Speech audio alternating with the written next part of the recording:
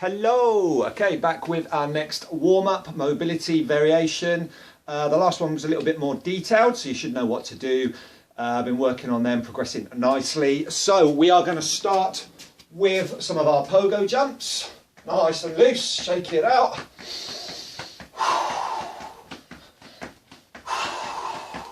Get that blood pumping, nice and loose, no tension.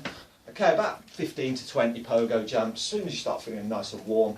Now, next one we're going to look at these sumo squats. So I'm going a little bit wider than hip width, turning the toes out.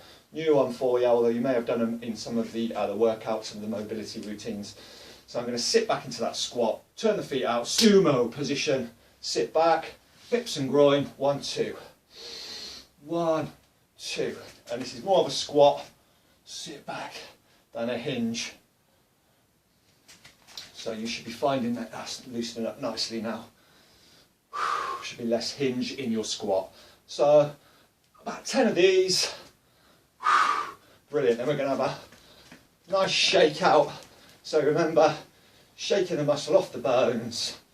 Nice and loose. Can feel the glutes as well. And upper body, shaking it out, shaking all that tension out. And a slight hinge, shake, stand into extension. Brilliant. Okay, from there, hinges, hip width, chin forward, glutes back. You know all these now.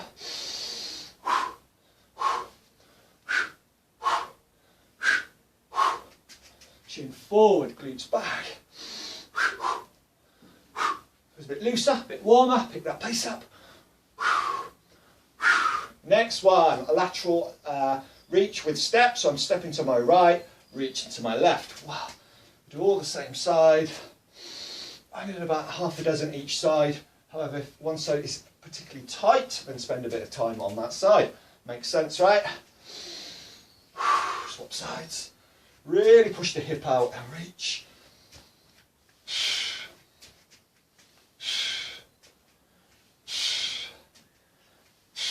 Next one, with step with the rotation. Step right, rotate left. Now I'm going to go straight arm, elbows. Just be aware of what's behind you. Straight arm, elbows, and you'll feel different parts of the back there with each one. Elbows more thoracic, more upper, which is great. Straighten the arms out, you'll feel more of your whole back. Okay, so now I'm going to go to my left, rotate right from the rib cage area, elbows, straight arm. I'm slightly restricted with this wall behind me. Again, trying to stay in shot.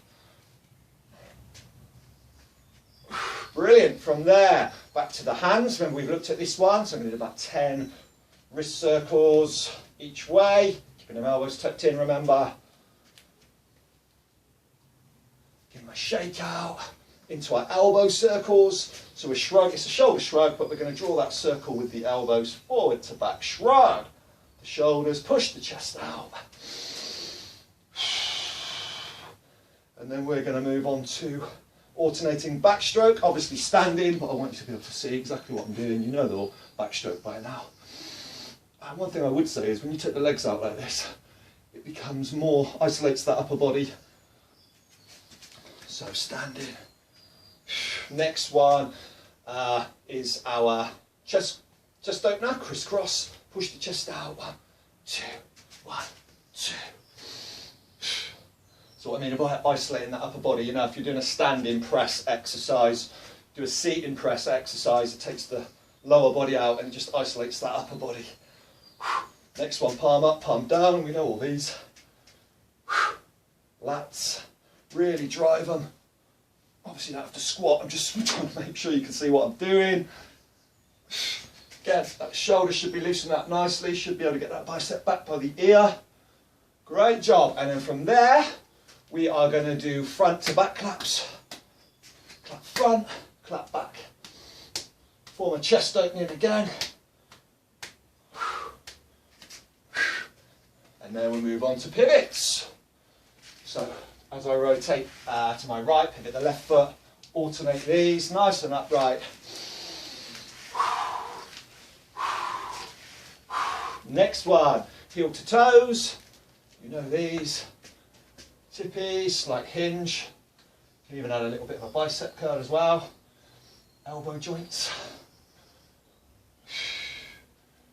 Really reach up on them tippies. Good, about 10 of everything. More, again, more if it feels really tight. Next one, we'll revert back to our knee circles. If you remember, we're dropping a little bit lower now, but we're not forcing it. It's not about trying to get really low. You only want to go sort of halfway down anyway, between your knee and the feet, from knee down. So you don't really want to go much lower than halfway. It's not about getting really low. Change direction, again about 10 each way.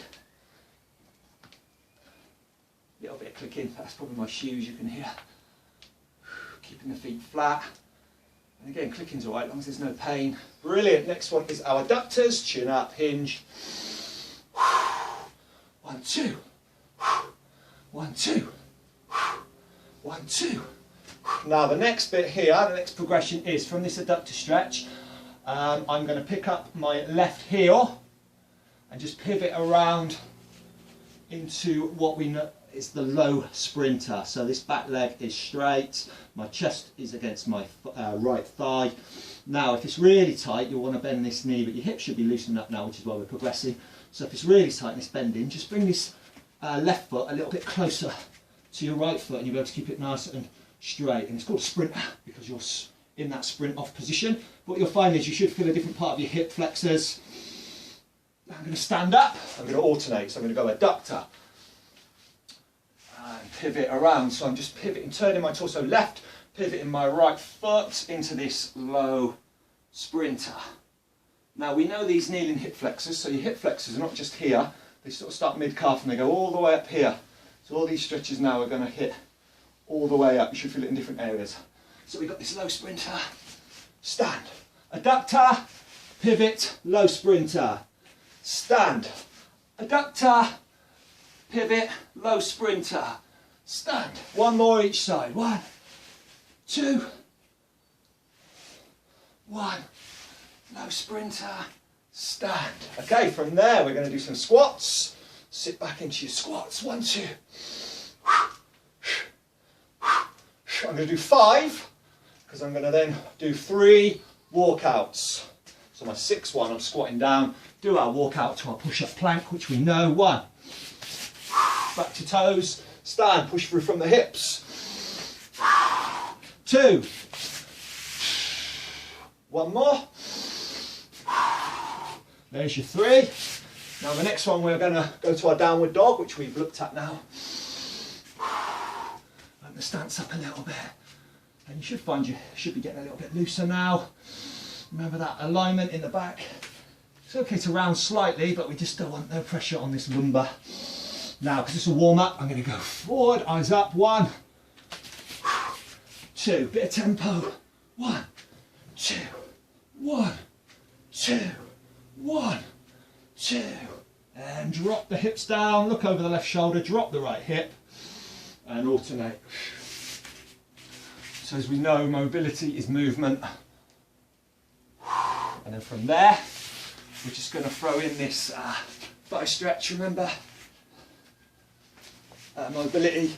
So I'm going to lie on my side for this one, and I'm going to ease it back in line. 1, 2, 5, and then 5 with the raise. So it's back in line, I'm going to lift it up. 1, 2, 1, 2. Up and back slightly, but don't force it.